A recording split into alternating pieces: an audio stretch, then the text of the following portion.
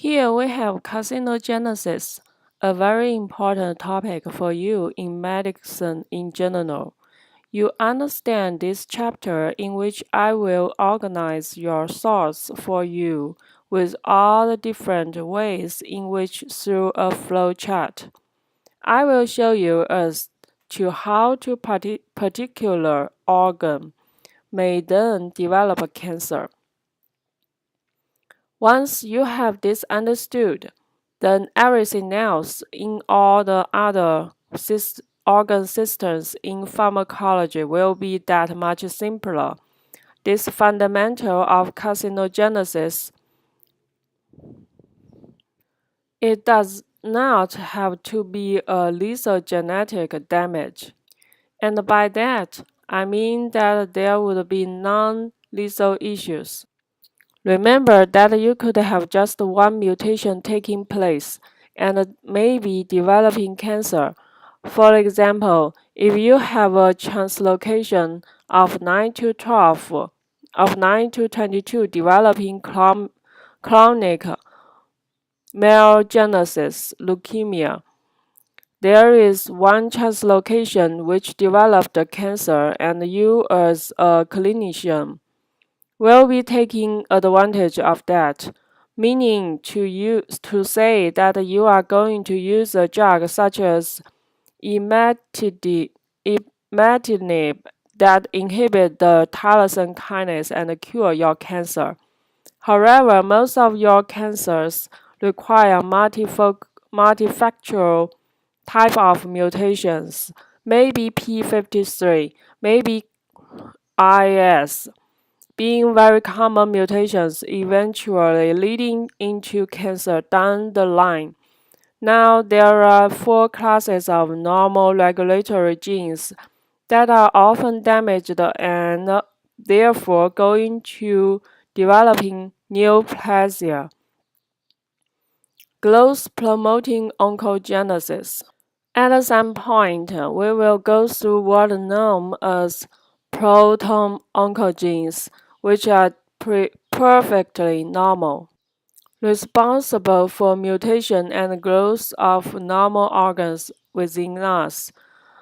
At some point in time, those proton oncogenes may then become mutated and thus become oncogenes. You have heard of C-MYC with Burkitt lymphoma. It is an example of an oncogene. Growth inhibiting tumor suppressor genes. Now, tumor suppressor genes are like guardians for us in our cell cycle. For example, you have heard of P53 and Rb. Those would be the most famous of the tumor suppressor genes. There are, however, a few more that we need to keep in mind. Now imagine that the security guards are then removed from your cycle. There is nothing preventing a bad cell to go through the cell cycle, resulting in eventually cancer. Genes that regulate apoptosis. Here, keep in mind that cancer would not want apoptosis. Cancer wishes to oftentimes is successful in finding the fountain of youth. However, moreover, forever will remain. Therefore, carcinogenesis will mean that it has found a way to evade apoptosis. For example, if I tell you translocation of 14 and 18 reflectively, you will tell me about follicle lymphoma. Reflectively, you will tell me about the upregulation of BCL2, that BCL2 will prevent the release of your cytochrome C. You will not activate caspase, thus you will not have apoptosis.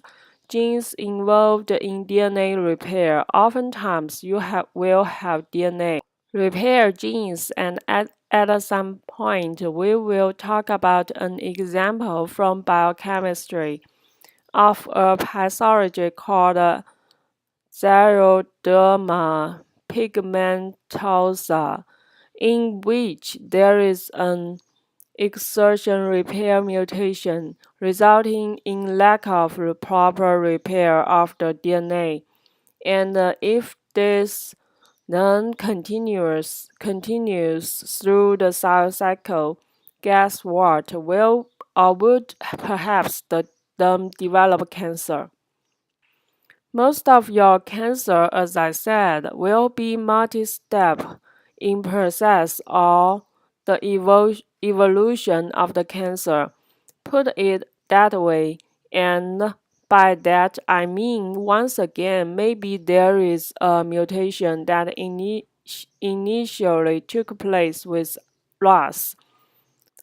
Even before that, maybe there is a mutation in which patient was exposed to whatever type of carcinogen that we will take a look at in terms of a chemical. Usually will be multi-step. There are exceptions to that. I gave you one such as CML, another one called melanoma, in which once again here, if you are able to inhibit BRAF, you might actually be able to treat melanoma, in which it is just one mutation. Tumors arise from clonal expansion of single genetic damaged precursor cells. In other words, most of our cancers will exhibit a phenotype phenomenon called monoclonality. Lots to talk about in carcinogenesis. All I'm doing right now is laying down the foundation of things to come, and we will go into greater detail, and obviously I will give you a specific cancers.